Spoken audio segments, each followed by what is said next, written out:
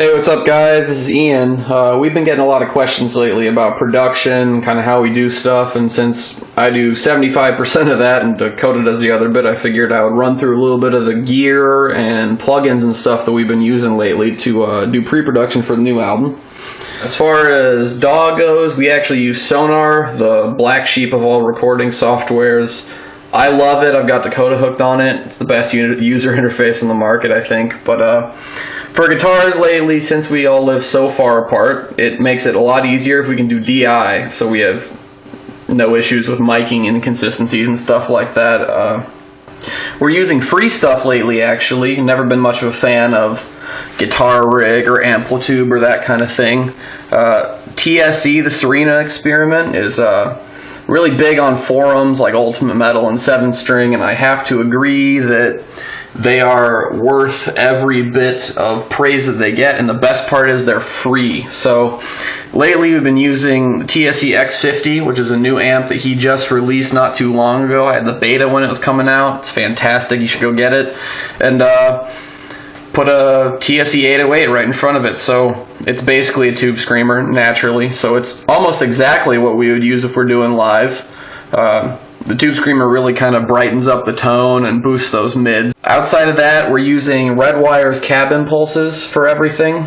Drums are also in the box. We're using Superior Drummer. That being said, it's not really totally just Superior Drummer. I'm replacing some of the stuff with Slate samples, as well as a couple of samples that I've actually made myself of my own kit. Superior Drummer is fantastic for that kind of thing. I mean, if you have any issues with lack of mics or what have you, I would suggest you go use it. It's popular for a reason. As far as mics go, this is the main job right here. It's a little Blue Spark that I picked up not that long ago. A lot of guys like to use SM7s for vocals, but I actually like that guy better. I think it sounds better. It's a condenser as opposed to dynamics. You don't have to have as nice of a preamp for it. Using a little Focusrite Sapphire interface. Does the job. Worth every penny as far as I'm concerned. You don't really need to go out and spend $1,000 on a Digio 3 or whatever people are doing nowadays. I actually do a lot of the guitar recording myself here as well. These are my two main instruments. The one on the left is an Ibanez 7-string. It's got a DiMarzio liquefier and Crunch Lab set in it, which is also fantastic. And then this guy over here is my baby. It's a Warmoth VIP custom build. It's got a PAF Pro and an Aaron Norton in it, I believe, if I remember right. It's been so long. We do all the tracking between here and Dakota's dorm room down at University of Illinois. So I'm going to send you over his way and take a peek at stuff, and then after that we're going to go back through and give you guys a little taste of what we've been working on. Hey guys, it's Dakota. Welcome to my studio slash dorm room. Obviously there's not a whole lot of space, and I did have to loft my bed in order to make space for my rather large desktop.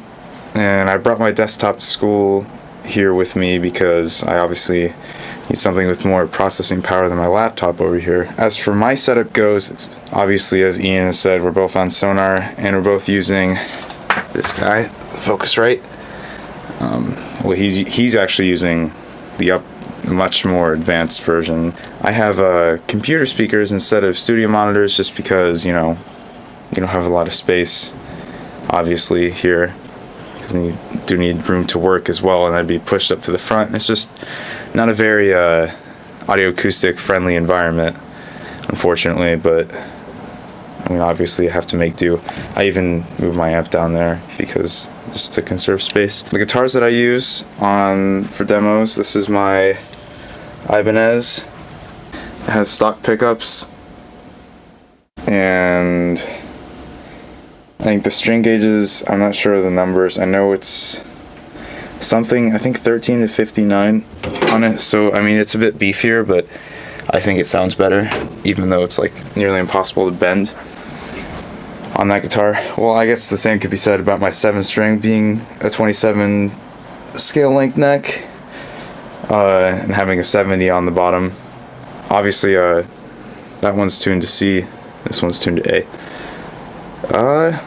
I mean, other than that, there's really nothing nothing aside from what Ian showed everyone. I will say though, quickly mention the program that we do use to send everything back and forth pretty much on a daily basis is Dropbox. And obviously, you know, we have a little folder here with video content for this video, actually, Superior Drummer presets, and then Empyrean, which is the band I'm working with, and even our stuff. So the great thing about Sonar is that it actually allows you to bundle the files, so that the audio files, as they're organized on another computer, for instance Ian's, can show up pretty much exactly the same as long as we have the same plugins.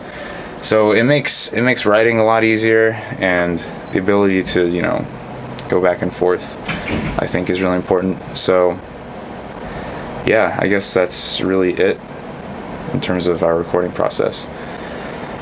So let's get to the fun shit.